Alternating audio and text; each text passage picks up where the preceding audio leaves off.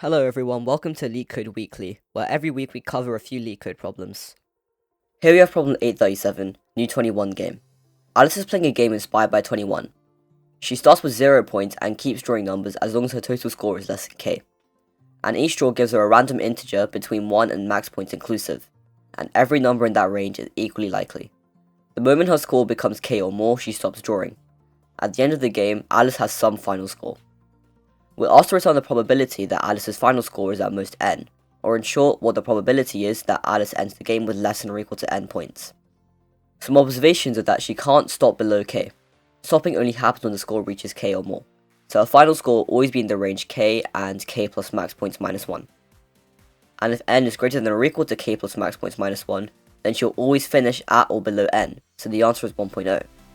The challenge is handling probabilities efficiently when n, k and max points are large. So her first thought might be to simulate all the possible ways she can draw numbers, track all final scores and compute the probability. This might look like recursively simulating every possible sequence of draws, stopping once the sequence reaches k and recording the final score, and counting how many outcomes end with less than or equal to k. But this will fail because it doesn't scale very well. At every draw, Alice has max points choices. The depth of recursion can be up to k, and that means the number of paths explodes up to max points to the power of k. Even with small values, this becomes completely infeasible. And you might also think about simulating the game many times randomly, but to get accuracy, you need millions or billions of simulations. That's slow, unreliable, and still unnecessary. So the better solution would be dynamic programming with the sliding window. So let dp at index x be the probability that Alice ends up with exactly n points. But instead of tracking final scores directly, we track the probability that Alice reaches a score of exactly x.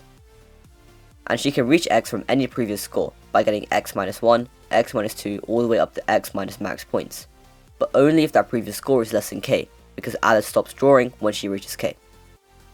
So our base case is that Alice starts at 0 with certainty, so dp at index 0 is 1.0. But we still need a bit more optimization, and that's where the sliding window comes in. If we compute that sum naively for every x, it will be O of n times max points. That's too slow, so we use the sliding window sum. We keep track of the last max points valid dp values, add the value entering the new window, and remove the old value leaving the window. This brings time complexity down all the way to O of n. Alice stops drawing when she reaches k, so any dp of x where x is greater than or equal to k represents a final score, and we only add it to the result if x is less than or equal to n. So our final time and space complexity is O of n, and this is sufficient enough for even larger constraints. So for our program, we're first going to add a check for if k is equal to 0. In this case, we return 1.0.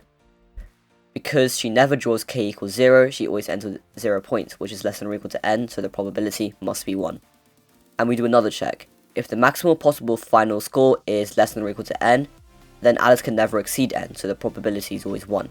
So if n is greater than or equal to k, plus max points minus 1, we return 1.0.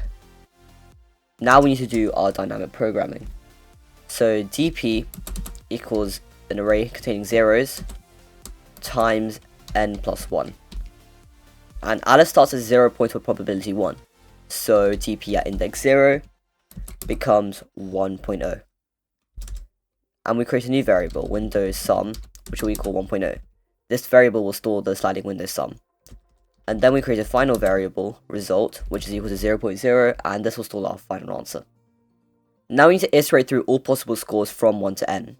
So 4 points in range 1 and n plus 1, dp at points equals the window sum divided by max points. So the probability of reaching the score is the average of previous max points possibilities. If the score is less than k, then Alice can continue drawing, so we include it in the sliding window. If points is less than k, window sum add equals dp at index points. Otherwise, Alice stops here, so this contributes to the final probability. So result add equals dp at index points.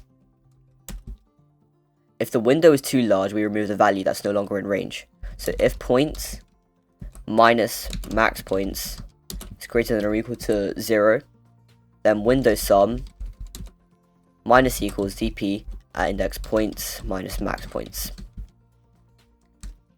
And then we return the final accumulated probability. So if we run this, there we go, and if we submit, yeah. Thanks for tuning into LeetCode Weekly. If you enjoyed this video, then be sure to like and drop a comment down below. Thanks for watching.